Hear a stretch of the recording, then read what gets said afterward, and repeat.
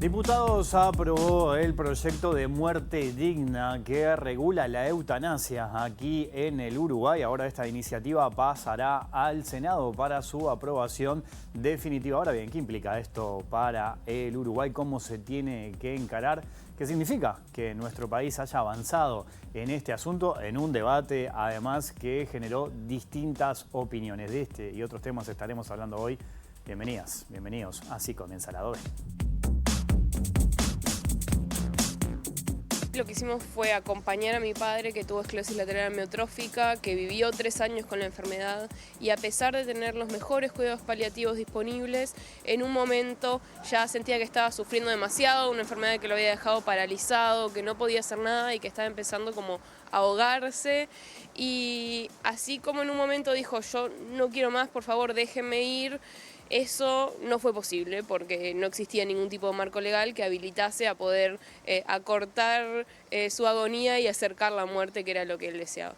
Y bueno, eso nos dio tanta impotencia que cuando surgió la oportunidad de apoyar este proyecto de ley no lo pensamos 2 veces porque realmente nos sentimos súper identificadas.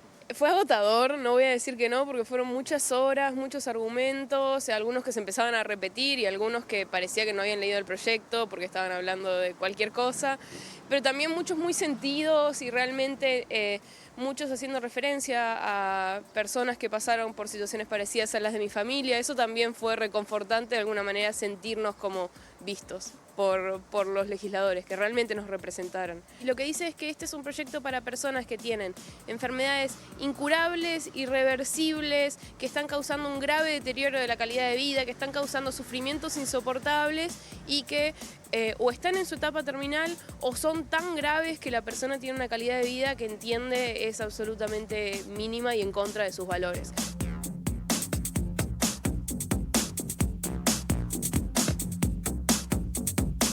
Y este tema vamos a estar hablando hoy aquí en el lado B, en la pantalla de TV Ciudad, con el diputado Luis Galo del Frente Amplio, uno de los impulsores de esta iniciativa que viene trabajando ya desde hace mucho tiempo. Luis, un gusto tenerte por acá. ¿Cómo andas? Bienvenido. El gusto es mío, como siempre. Bueno, también están Antonio Ladra y el politólogo Jonathan Rodríguez. Ya los vamos a incorporar a la charla. ¿Qué significa? ¿Cómo lo tomás vos? El otro día te escuchaba también muy emocionado, ¿no? Venís con esto desde hace mucho tiempo. Sí. ¿Cómo lo tomás? ¿Qué reflexión te genera? Pasado unas horas incluso. Y yo creo que el Uruguay pasó al frente en la agenda de derechos, creando un derecho que me parece que los que estamos hace tiempo estudiando este tema, generar las posibilidades de que la persona voluntariamente esté pasando por sufrimientos que después seguramente analizaremos, pueda decidir dignamente cuál es el final de su vida. Y ese derecho no tenemos, en el caso ahora me pongo de médico, a medir el sufrimiento o cuándo yo puedo sedar o no a una persona.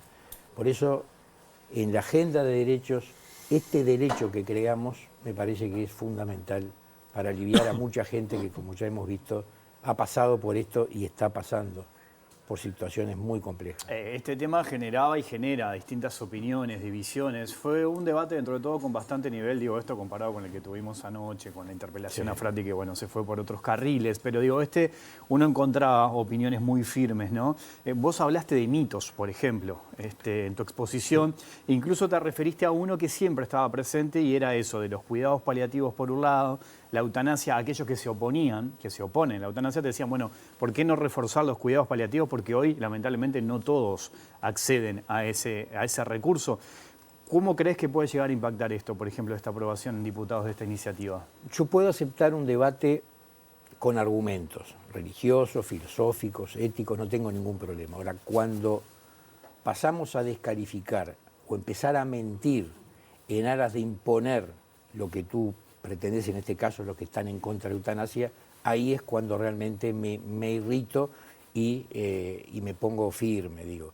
Hemos escuchado a lo largo del debate falacias, entre ellos, y lo que queríamos era desmitificar eso, cuidados paliativos versus eutanasia.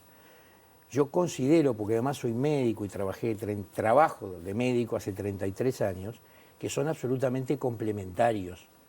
No me imagino un paciente solicitando la eutanasia que no tenga cuidados paliativos acá en el Uruguay. La cobertura que hoy tiene cuidados paliativos en el Uruguay, de acuerdo a un documento que salió en marzo del 2024 del ministerio anterior, la cobertura es del 74.9% de cuidados paliativos en el Uruguay. ¿Que falta? Por supuesto. ¿Que están mal distribuidos? También.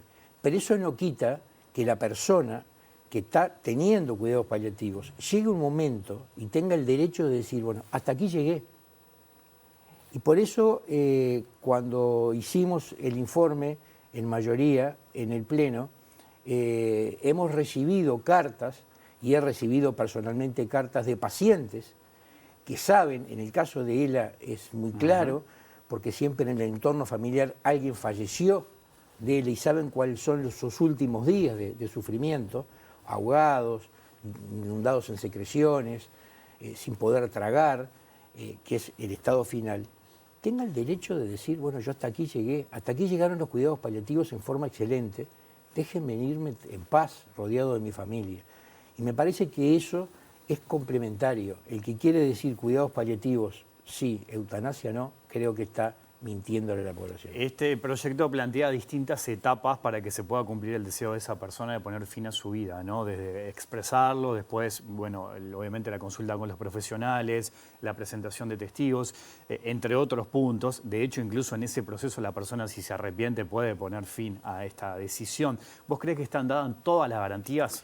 Bueno, ¿cómo lo ves eso? Cuando uno ve y empieza a leer y estudiar el tema, ve que hay gente que está a favor de la eutanasia y son muy liberales, simplemente con la voluntad y sin tener mucha consulta ya están de acuerdo con practicar la eutanasia, y están los más restrictivos, que le llamamos nosotros, aquellos que quieren muchísimas garantías. Tal es así que, por ejemplo, la ley de España de eutanasia tiene una comisión integrada por muchos miembros que la ministra, que fue la redactora del proyecto de ley en España en el periodo pasado, nos decía, por favor, achíquenla, porque la burocracia que se precisa para que el paciente pueda, pasan de repente 2 o 3 meses. Entonces, me parece que este proyecto que tratamos es un proyecto intermedio, no es ni liberal ni restrictivo, pero sí da garantías y seguridades. Un paciente precisa la solicitud y ahí firma. Pasa a su médico actuante, el médico tratante, y firma. Pasa al segundo médico, que lo va a atender, y firma. Vuelve a ratificar su decisión, porque se puede haber arrepentido, y firma. Y ya ahí con 2 testigos. Entonces, desde el punto de vista ese, me parece que se dan todas las garantías y también se da garantías para el equipo de salud. Porque hay artículos que hablan de objeción de conciencia. Aquel médico que por cuestiones religiosas o filosóficas o éticas no quiere practicar la eutanasia, también está amparado, lo mismo que todo el equipo de salud. Ahí el Ministerio de Salud Pública también garantiza, ¿no? Le asegura a ese paciente que toma esa decisión de que pueda cumplir con ese deseo, e incluso si encuentra irregularidades puede derivarlo a Fiscalía, el caso además también. Ahí está, y eso es una garantía para la sociedad en general. Después de practicada la eutanasia, todo eso, como tú decís, va al Ministerio, que se crea una comisión especial, se llama una comisión de revisión, que está integrada por el Ministerio de Salud Pública, por la UDELAR, por el Instituto Nacional de Derechos Humanos y por el Colegio Médico del Uruguay, que ahí analizarán el procedimiento realizado. Y si se aparta, si hay apartamientos graves, pasan a Fiscalía. Quiere decir que ningún médico, como escuchamos el otro día, va a firmar la autorización para eutanasia, porque ese médico después va a ser visto y analizado puntualmente por esa comisión. Entonces, me parece que están dadas todas las garantías sin ser extremistas. Esto se aprobó en diputados, pasa al Senado ahora. ¿Vos pensás que antes de fin de año todo termina con la aprobación definitiva? Sí, yo pienso y me comprometo. Como miembro informante, como integrante de la bancada del Frente Amplio, hemos trabajado todo este periodo con los senadores de la Comisión de Salud del Senado, y cada cambio que nosotros planteábamos en la Comisión de Diputados lo comunicábamos. Entonces tenemos la seguridad de que este proyecto va a ser tratado con celeridad, y el compromiso es que antes de fin de año este proyecto de muerte digna ya no sea más proyecto sino fuera ley. Antonio Ladra, ¿qué dice? ¿Cómo anda? ¿Todo bien? Como siempre, con muchas hojas, libros, celular. Sí. Bueno. Jonathan me mira, ahora lo vamos a saludar. ¿Qué dice Jonathan? ¿Anda bien? ¿Cómo están? Muy Jonathan bien. Rodríguez, politólogo, te trajo un montón de cosas. La Viste verdad que no estaba sabía- leyendo cuando llegó No hoy. sabía que aparte. había que estudiar, pero No, Hay bueno, que vos ya estudiar, estudiante sí. antes de venir, ¿no? no lo sé.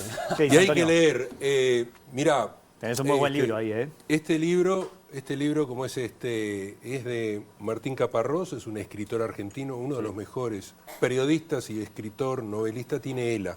Este es su último libro, antes que nada, donde cuenta su vida. Él estuvo vinculado a los Montoneros un momento, después él se fue, tomó el exilio. Es decir, es un libro que habla de la historia, tiene mucho que ver con Uruguay también, pero está intercalado lo que le va pasando semana a semana con su enfermedad. Hoy está totalmente paralizado prácticamente, ¿no? Pero arranca con esto que dice: nunca vi morir a nadie, y si esto sigue así, el primero seré yo, pero seguramente no viviré para contarlo. Tiene mucho humor también, pero claro, es una situación extrema y tiene las posibilidades. También, por ejemplo, se tuvo que mudar de casa, él vive en Barcelona, se tuvo que mudar de casa porque tenía escaleras, se fue a una casa donde no hay escaleras, tiene una persona que lo cuida, etcétera, ¿no? Entonces, me parece importante leer ese libro, aparte de todas las otras consideraciones, pero solamente lo que él cuenta del proceso de la enfermedad es decir, uno se solidariza y, en definitiva, si hablamos del derecho a la salud, morir dignamente es parte del derecho a la salud. Exactamente. Y lo otro que tengo es que salió justamente anteayer en el New York Times en español la historia de una socióloga, profesora colombiana, Tatiana Andia. En Colombia es uno de los países más liberales respecto del tema de la eutanasia. Sin embargo, ella misma dice, acá lo escribe en su última columna que escribió, porque fue contando lo que fue un cáncer terminal al pulmón, y lo primero que le dijo a la doctora, que le dijo: tenés cáncer al pulmón, le dijo: ¿cómo se muere? No le preguntó: claro, ¿cómo hago para vivir? Yo ya sé que voy a morir. ¿Cómo se muere? Entonces le dijo: bueno, morís ahogada, ¿no? Y ella decidió no tomar la medicación, bueno, hacer un proceso con todo eso. Pero entonces me parece que esta frase, y termino: morirse no es fácil, aunque sea un proceso natural que nos espera a todos. Yo misma sobresimplifiqué la eutanasia, pero no es tan fácil, no es solo un trámite. Como muchos otros derechos fundamentales, es bueno y da tranquilidad que exista en el papel, pero ejercerlo en la práctica es otra historia. Y no es por ninguna barrera administrativa, sino por las barreras culturales y sociales, y habrá que trabajar en la parte cultural y social. Cuando ella murió, este 26 de febrero, como ella era una activista, una persona conocida en todo esto, todos los informativos de televisión dieron la noticia de la muerte. Ninguno dijo que había muerto una muerte digna. Sí habrá que trabajar en eso. Habrá que trabajar. Jonathan, ¿y vos cómo viste todo este debate, Bien, esta discusión yo parlamentaria? Siempre trato de tener, o tengo por un tema de formación profesional, una mirada histórica sobre esto, ¿no? Trato de ubicarlo, y vaya que el Uruguay tiene una tradición de discutir estos temas, ¿no? En un momento incluso nos ufanábamos de ser el laboratorio en materia de legislación social e incluso laboral, porque éramos de los primeros países que estaban discutiendo y votando algunas iniciativas. Entonces, esta discusión yo la ubico dentro de una larga tradición de algunas marcas que ya son tradicionales en nuestro sistema político, la discusión de la libertad, ¿no? Y en este caso de la dignidad, quizás en otro momento de la solidaridad o de otros principios similares. La discusión parlamentaria, porque sabemos que en América Latina Uruguay no va a ser, si todo va a seguir como creemos, Uruguay no va a ser el primer país que tenga, Colombia lo tiene, Ecuador también lo tiene. También. Pero nosotros tenemos, ellos lo hacen a través de el sistema de justicia, las cortes de justicia. Uruguay lo va a tramitar a través del Parlamento, lo cual es otra marca identitaria, ¿no? Esta democracia de partidos y que tiene un Parlamento plural. Y después tiene también, nada más ni nada menos, que el rol central del Estado como regulador, ¿no? Que también es una marca identitaria de cómo resolvemos varios de los conflictos políticos, y es con la presencia del Estado regulando. En este sentido, el Estado, si bien existía algo similar que era el homicidio piadoso, ¿no? Ahora esto que lejos está de asociarlo con la eutanasia, pero tiene vínculos. La presencia del Estado acá es reguladora y es fundamental, recién el diputado lo decía, todas las instancias, y finalmente el Estado es el que de alguna manera avala y por lo tanto audita todo el proceso. Entonces yo lo ubico en una larga tradición y también me ponía a pensar por qué en una sociedad que está dividida y en un sistema de partidos que se muestra tan fragmentado, este tema logró generar consensos que otros temas no los tienen. Y yo creo que tiene que ver con la discusión sobre la libertad, ¿no? Y si le hacemos caso un poco a los antiguos, que hablaban de dos tipos de libertad, de la libertad negativa y la libertad positiva, yo creo que en nuestro sistema político hay personas que están, hay políticos, hay partidos que están más cerca de un tipo de libertad negativa, en el sentido de yo soy libre en tanto y cuanto nadie se interponga en mi decisión, ya sea un segundo, un tercero o el Estado. Y una libertad más positiva en el sentido, yo soy libre en la medida que me dejen hacer. Y para hacer necesito capacidades. Y está más asociado a la igualdad. Y llamativamente me parece que este proyecto y esta discusión satisface las dos libertades. Por un lado le dice al paciente, vos sos dueño de tu vida, pero también de tu muerte. Y nadie te va a decir a vos cuándo tenés que morir o cuándo tenés que vivir, ni cómo es el sufrimiento que amerita este tipo de decisión. Es una decisión soberana del paciente, libertad negativa. Pero por otro lado le da también una capacidad, y es en este tipo de pacientes donde no son capaces ni siquiera de asearse, de valerse por sí mismo en aquellos aspectos más íntimos y básicos, le da la posibilidad de tomar una decisión, que es decidir morir, nada más y nada menos. Entonces me parece que en ese sentido esta discusión sobre la libertad satisface tanto la negativa y la positiva, satisface a muchos y eso puede llegar a explicar, de un punto de vista filosófico, que por suerte por ahí trasuntó la discusión, satisface y creo que por ahí pueden lograrse los consensos que se lograron. Ahora, apuntando un poco, Luis, a esto que dice Jonathan de los consensos, ¿no? Más allá de tu iniciativa, también había una del Partido Colorado, de Ope Pasquet, con quien hablamos en más de una ocasión, que también viene trabajando en este asunto desde hace mucho tiempo. Esta iniciativa tuvo respaldo del Frente Amplio, parte del Partido Colorado, algunos legisladores del Partido Nacional también. ¿Cómo viste eso, la respuesta parlamentaria a este tema, que queda claro que trascienden algunas cuestiones político-partidarias también, ¿no? Sin ninguna duda, un poco contando la historia. En el año 2018, Fernando Sureda, el contador de la Asociación Uruguaya de Fútbol, portador de ELA, me llama por teléfono porque conocía a una ex senadora del Frente Amplio y le dijo, habla con Galo. Entonces me llama por teléfono y me dice si yo no podía ayudarlo a poner el tema en la sociedad, el tema de la eutanasia, a redactar una ley y si lo acompañaba a algunos medios porque él tenía vínculo con los medios. Le dije que sí, que no había ningún problema, salimos en 4 o 5 programas, él desde su casa, yo iba al estudio, hablando, año 2019, campañas electoral, no es un tema de campaña electoral, elecciones, yo no soy reelecto y Ope Pasquet es reelecto. 20 de marzo, Ope Pasquet presenta el proyecto de ley. Como todos ustedes saben, Danilo Astori se enferma, inmediatamente arrancado, y yo entro a la Cámara una semana después. Me encuentro con Ope, Ope me dice, ¿estás de acuerdo con el proyecto que presentemos? Digo, no estoy de acuerdo. Estoy de acuerdo con la eutanasia, pero no estoy de acuerdo con tu proyecto. El proyecto de Ope Pasquet centraba a la eutanasia en la despenalización del acto médico. Le quitaba responsabilidades a la acción del médico de practicar la eutanasia. Le digo, y yo siento que la eutanasia es crear el derecho a la persona a poder decidir dignamente cuál es el fin de su vida bajo determinadas circunstancias. Entonces, es así que la bancada del Frente Amplio empezamos a redactar un nuevo proyecto. Y presentamos un nuevo proyecto, entonces a la Comisión de Salud, que yo integraba, teníamos 2 proyectos, el de Ope Pasquet y el del Frente Amplio. Rápidamente con Ope, porque los dos perseguíamos lo mismo, Ope pensaba que era mucho más difícil trabajar sobre el proyecto nuestro porque creaba un derecho, porque derogaba artículos, porque modificaba otras leyes.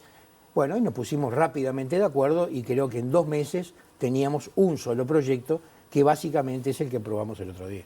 Obviamente que sos optimista con la discusión y la aprobación en el Senado, donde Totalmente, el Frente Amplio tiene mayoría además, ¿no? Tiene mayoría, pero además sabemos que hay senadores, tanto del Partido Colorado como del Partido Nacional, que van a acompañar el proyecto. O sea que hay una base de sustentación importante, que eso es muy importante. Si tuviera salido solamente con los votos del Frente Amplio, en el caso de que el Frente hubiera tenido mayoría en la Cámara, tampoco sería bueno. Esto cortó transversalmente todos los partidos políticos, incluso el Partido Independiente. Gerardo Sotelo también acompañó y fundamentó muy bien el proyecto que estábamos tratando. Luis Galo, te agradecemos mucho tu visita. No, A la OB la seguimos en otro momento, ¿te parece? Vale. Hacemos una pequeña pausa y ya seguimos conversando con los compañeros todo lo que pasó ayer, por ejemplo, la interpelación, ayer, esta madrugada también, al ministro Frati. Hay más la OB aquí en la pantalla de TV Ciudad.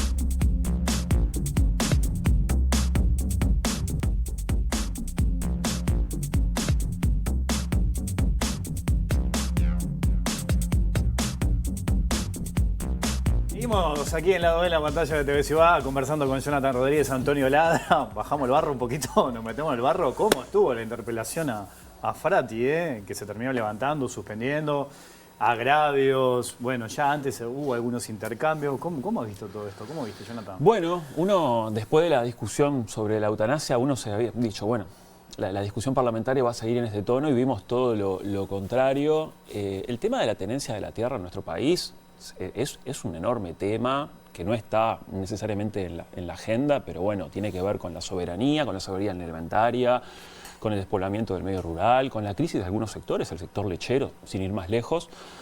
Y uno pensaba que a través de esta interpelación al ministro por la compra de esta estancia, estos temas podrían estar sobre la mesa, más lo que tiene que ver concretamente con aspectos técnicos o legales sobre la decisión de la compra en la interna del instituto. Y sin embargo, la mirada se la roba el tono de la discusión. Yo creo que los legisladores no se diferencian de los ciudadanos que representan, ¿no? Una vez se le pide a los legisladores que sean mejor que sus ciudadanos, yo creo que eso no debe ser necesariamente así, reflejan fielmente. Lo que sí le exijo en una democracia representativa a los legisladores es que definan el tono de la discusión política, ¿no? Eso sí es una responsabilidad de ellos. Y yo creo que en una sociedad como la uruguaya, que está tensionada por distintos problemas, en los vínculos entre los ciudadanos que no se resuelven de forma pacífica, sino de forma violenta, sin ir más lejos, podemos ver lo que pasó el fin de semana, yo creo que a veces los legisladores tensionan, generan estridencias que la sociedad las ve, y ahí pasa un poco lo del hombre de la calle de Jaime Ross, ¿no? Es decir, cambia rápidamente de dial porque se cansa de esto y con ello barre con los políticos, con la política y con todo, y se pierde de vista el foco de la discusión. Dicho esto, creo que Da Silva claramente marcó el tono de la discusión y claramente no iba a ser por lo alto, iba a ser por lo bajo. Su problema es el MPP y esa decisión de comprar la estancia y de llamarla en honor a Mujica, y creo que eso entra dentro de un relato, y eso es una estrategia de oposición, un relato que viene a poner el foco en las desprolijidades del MPP, del Frente Amplio en general, y los malos negocios o el uso de dineros públicos para hacer negocios que son ruinosos. Ese es el gran relato que el Frente Amplio ha intentado de alguna manera contrarrestar, señalando la herencia maldita, por así decirlo, del gobierno de la calle en materia económica. En el fondo esa es la discusión, y lo que le queda a la gente es estos momentos de insultos que no son nuevos en el Parlamento. Aquellos que conocemos un poco la historia política de nuestro país y que hemos leído actas parlamentarias, esto ha ocurrido y seguramente vaya a ocurrir, pero me parece que los legisladores deberían de medir un poquito más las consecuencias que caen en la sociedad de las cosas que dicen. Es un buen punto ese que marcás, el de medir la discusión política, porque estamos hablando que es la primera interpelación de este periodo, ¿no? Al ministro Frati, después seguramente va a venir en estos días la de Ortuño, ¿no? Por el tema de Neptuno. Pero esto que decías, ¿no? ¿Cómo estaba ese objetivo de pegarle a Mujica, o mejor dicho, el homenaje a Mujica, aquel anuncio del Pacha Sánchez? De hecho, Da Silva hace ese juego de palabras del Santo Pepe, ¿no? En el inicio, que lleva un llamado de atención de Blanca Rodríguez en ese momento. Pero bueno, hay que ver cómo se va a manejar. No sé si eso lo marcás también dentro de la lógica que está teniendo hoy el Partido Nacional y la oposición de trancar, de ir fuerte también contra el gobierno. ¿Lo ves así eso? Acá la ciencia política, entre otros asuntos, se ve interpelada porque el esquema clásico de la oposición, lo que sabemos de los estudios comparados, es que en los periodos de gobierno la primera parte la oposición generalmente colabora, ayuda, da gobernabilidad en el sentido de que discute, obviamente que marca perfiles, pero colabora. Y las segundas partes es donde empieza el conflicto, ¿no? Y la diferenciación de cara a lo que son las elecciones. Ese escenario clásico está roto. Y claramente hoy la oposición marca el conflicto desde el momento uno. Claro, vos no ves esa colaboración inicial que se No puede la ver en hay, otros periodos. no la hay, digamos. no la hay. Y esa frase de Alba Roballo, que ojalá fuera recordada por cosas más lindas que hizo, ¿no? O por frases más célebres de que a los blancos ni un vaso de agua, acá el Frente Amplio claramente la postura, pero aparte dicho explícitamente, ¿no? Acabamos de ver hace poco el discurso de Delgado en ese sentido. Yo creo que esto tiene que ver con, obviamente, la elección de 2029 y está claro que no va a haber una competencia entre hoy los partidos de la oposición. Está claro que el candidato va a ser Luis Lacalle Pou. Entonces se está salteando una discusión que es interna entre los partidos. Lacalle Pou, ya sea que vaya por el Partido Nacional o representando una coalición, la coalición republicana, se va a enfrentar al candidato del Frente Amplio. Ese es el escenario a futuro. Entonces, la discusión entre los líderes de los partidos de esa coalición no tiene sentido. Entonces, el enemigo político es el Frente Amplio directamente. Entonces, y en esa lucha entre las segundas y terceras líneas políticas, yo creo que hoy lo que se está peleando es quién va a ser el mejor representante de esa oposición. Es decir, quién es el que realmente está defendiendo a los intereses de la ciudadanía y es el que mejor se enfrenta al Frente Amplio. Esa es la discusión. Y en eso, como es una competencia muy importante, nadie quiere perder tiempo. Nadie. Algunas cosas que quedaron en claro. Uno, yo le llamo, estábamos hablando, que fue como una interpelación capicúa, ¿no? Empezó en el barro, después levanta cuando ingresa el Partido Colorado, sobre todo Bordaberry, que encausa como es la discusión en el objetivo que se buscaba, no embarrarla, y después termina en el barro, cuando ese intercambio subido entre, ya a las 11 de la noche, por ahí creo que eran, ¿no? Más. Sí. Entre Nicolás Viera y Da Silva, fuera de micrófonos, que lleva a que se levante la sesión. Queda claro alguna cosa también. Queda claro que no hay una articulación en la coalición republicana. Ni siquiera en el Partido Colorado. Ojeda tenía una estrategia, Bordaberry tenía otra, el Partido Nacional se jugó a lo que Da Silva iba a hacer, pero antes de eso hubo una discusión dentro del Partido Nacional sobre por dónde iba a ir. Y ustedes ven que al inicio de la interpelación Da Silva dice: yo me voy a referir solamente a la compra de la estancia, no voy a hablar del Instituto Nacional de Colonización. ¿Por qué? Porque hubo hay dirigentes del Partido Nacional, senadores del Partido Nacional, Carlos Daniel Camí concretamente, que le dijo: te llevamos todo esto si no entras en el cuestionamiento del Instituto Nacional de Colonización. ¿Por qué? Carlos Daniel Camí es un hombre que proviene del área wilsonista, y esto es un producto del wilsonismo. Entonces, ahí le pusieron la primera tranca a Da Silva. Entonces le dijeron: la interpelación, tu participación va a ser solo sobre la compra. Además, Camí es del interior, es de San José. Y Camí también, es del interior. Claro. Y recordemos, además, el posicionamiento que tuvo el intendente de Florida, Carlos Enciso, que también lo planteó dentro del directorio. O sea que ahí está un poco el tema político, cómo funcionó. Por otro lado, ¿por qué estamos hablando de esto? Y sí, porque fue el secretario de la Presidencia, Alejandro Sánchez, que el día del sepelio de Mujica, en un arresto emotivo o no sé, plantea o da a conocer públicamente la compra de esto, que el propio ministro no sabía. Bueno, vos sabés que acá, Lucía Topolansky, acá en la OVM, dijo, ¿no? Que ella entendía que no había sido muy feliz ese accionar. Exacto. Y me dijo, el compañero se dejó llevar por la emoción, ¿no? Como diciendo, bueno, eso no lo habían conversado y bueno, salió ahí y generó todo esto que estamos conversando después también, ¿no? Y además, ya que se cita tanto, Mujica hablaba de tambos o hablaba, yo no conozco nada del campo, soy más capitalino, más ciudadano que la nafta, pero como es pero Mujica, creo que lo que él dice o habla como con lo que tiene que hacer el colonizador es forraje. No meterse en una industria como la láctea, que está pasando por momentos complicados hoy a nivel regional.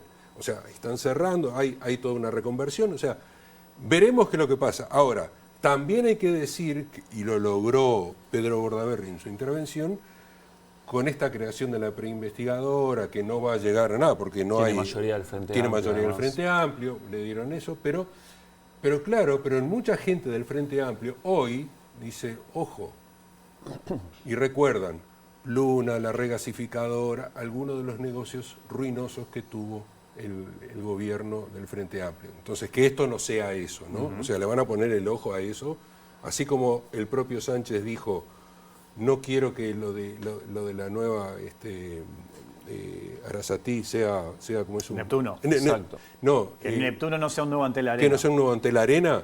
Bueno, acá también, ¿no? Están planteándose en esos términos. Sí, yo creo que acá, y esto tiene que ver con una característica que tiene el MPP, y es que conviven dentro del MPP una tradición más social, ¿no? Más vinculada. Incluso quienes forman parte del MPP no son políticos de carrera, muchos de ellos son habitantes, ciudadanos, peluqueros, vecinos, etcétera, etcétera. Tiene como esa mirada más social, esa impronta social. Pero por otro lado, también es un sector que cuando ha tenido responsabilidad de gobierno ha sido muy desprolijo, muy desprolijo. Y el propio Mujica, no solamente, ni siquiera en el estilo, sino en las decisiones que han tomado, y en particular sobre el uso de los fondos públicos. Y yo creo que ahí es lo que se busca. Ahí está la discusión. Ahí es donde se busca capitalizar. La discusión en realidad es esa, que no está mal, es decir, que está bien, forma parte de la discusión política. El tema son los tonos.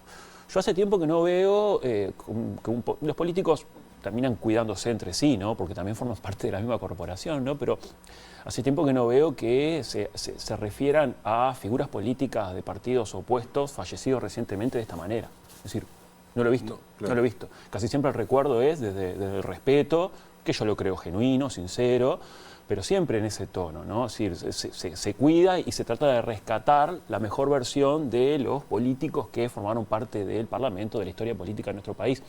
Y ayer ya desde Vamos vimos que no, y que se insistía además en ese barro, Sí, ¿no? sí. Es decir, claramente el senador Da Silva, que tiene un estilo muy particular de comunicación, muy a tono con la época, porque estos legisladores que se comunican de esta manera, estos legisladores que hacen política de esta manera, no son extraños en el mundo. Basta mirar el caso argentino, donde el insulto es Moneda corriente. Exacto, es decir, se parte desde el insulto y de ahí hacia arriba quien quiera llegar más lejos. Nosotros nos ufanamos de ser distintos a ellos, sin embargo, algunos legisladores, y tiene que ver con un clima de época, tiene que ver con, a mí me gusta llamarle la política, ¿no? Es decir, esto de hacer política con impacto mediático. TikTok. Y exacto, ¿no? Que son los códigos de las redes sociales, donde la gente consume eso, porque si estoy seguro que el discurso, yo estaba leyendo algunas noticias, el discurso de Bordaberry, que era muy centrado, muy coherente, muy poca gente lo vio, seguramente porque se levantó muy poco, porque repercute muy poco, porque se lee muy poco. Sin embargo, este tipo de cuestiones que parten las aguas y que permiten, y que apelan al lado más emocional de las personas, como una especie de barra brava, por eso yo decía, hay que tener cuidado, que los políticos tienen que tener cuidado con el tono, tienen que tener cuidado porque ellos marcan el tono de la discusión política, pero también de la discusión ciudadana. Hay que tener muchísimo cuidado. Esto es un clima de época. Y algunos legisladores trabajan de esa manera. Lo sabemos. Da Silva es uno, Bianchi es otra. En otro Frente Amplio también hay, ¿no? Porque tenemos, hay también, ¿no? Y bueno, el ciudadano tendrá que ver qué se queda de todo eso. Ahora, hoy ves las notas más leídas y te encontrás que son los cruces, los agravios, los insultos y esto que decían ustedes, ¿no? El discurso de Bordaberry, la discusión de fondo importante quedó como en segundo plano, no se le prestó mucha atención. No. Ahí es interesante ver en el Parlamento, Bordaberry, Ojeda, aparte del Partido Colorado, también le dio una mirada legal por los abogados que tiene allí, ¿no? Sí, sí. Entonces ahí tenés como distintas aristas de lo que fue la discusión, más allá del barro, la mirada legal, y los que intentaron más o menos generar un intercambio sano de esto, que en definitiva era lo interesante ver qué pasaba con colonización, qué pasaba con la tierra, qué pasaba con el campo, ¿no? Desde ese punto de vista. ¿Sabés que para mí lo llamativo del día de ayer fue que antes de la sesión de la interpelación hubo otra sesión, una sesión extraordinaria que duró 1 hora, que era a pedido del senador Óscar Andrade para homenajear a Osiris Rodríguez Castillo por sus 100 años. Entonces, fue una sesión, digamos, que tiene que ver con hablar de quién es Osiris Rodríguez Castillo, que mucha gente no lo conoce, grande, que es un grande. Hay que leer las letras de él, digamos, todo eso, y donde habló Oscar Andrade, las barras estaban llenas de... De escolares, incluso. No, escolares estuvo en los dos. En los dos, por eso. Pero Por suerte se fueron antes, ¿no? se Sí, fueron pero- antes y no vieron el ejemplo. No, pero había cantores populares, Sí. habían allí, porque bueno, estaba el homenaje a este hombre, no muy reconocido, Sí, sí. de verdad. Pero bueno, pero habló Tabaré Viera por el Partido Colorado, que hizo una semblanza de Osiris Rodríguez Castillo, y finalmente, en los últimos minutos, pidió la palabra Botana. Y Botana hizo una intervención de 3 minutos que fue muy emotiva también. Para él se sintió muy movido, y los dos legisladores de la oposición felicitaron a Óscar Andrade por haber tomado esa iniciativa. Entonces vos decís, pero claro, este fue el mismo cuerpo Exacto. que después desbarrancó. El mismo, son los mismos legisladores. Sé que un rato después estaban Un diciendo rato de después todo. estaban todos dándose todos contra todos. No fueron los mismos, no Sí. estuvieron los mismos en el mismo lío, pero quiero decir eso. Y el día anterior, en diputados, se estaba discutiendo el tema de la eutanasia, que también lo que Con hablamos otro recién, nivel, ¿no? con Con otro otro nivel. nivel. Respetando, salvo algunas excepciones, respetando las diferencias. Me hace gracia porque siempre se decía, ¿no? Bueno, vos lo sabés también, que el Senado como que siempre tenía otro nivel en comparación con diputados. Bueno. Como que diputados Sí, iban más a los pies, claro, ¿no? Te tirabas claro, a los pies. sí. Bueno, fue Exacto. al revés. En origen ese fue el espíritu. Ese en fue el origen, espíritu, claro. Claro. Igual sigue siendo un parlamento donde se discute más allá de estos episodios, es decir, estamos lejos de otros parlamentos Ajá. y estos episodios han existido, existen y van a existir. Pero bueno, para mí es muy simbólico esto de que los niños vayan a las barras, porque es justamente el Parlamento ese espejo en el cual nos queremos mirar, por la diversidad, por la pluralidad y por el debate sano y bien entendido. Entonces llevamos a nuestros niños a ver eso, y yo me imagino esas maestras después cuando fulanito y Explicando. menganito, claro, se pelean, pero mirá cómo tenés que resolverlo. Bueno, habrá que correrlo de las pantallas a estos niños en estos 2-3 días ahora para que no vean la contradicción y que traten de aprender lo mejor de nuestro sistema político. Jonathan, Antonio, les agradezco mucho, ¿eh? Ha sido muy bueno tenerlos por acá. ¿La seguimos en otro momento, les parece? Por supuesto. Dale, claro, Vamos arriba. por favor. Volvemos mañana a las 20, ¿eh? Que pasen bien, chau.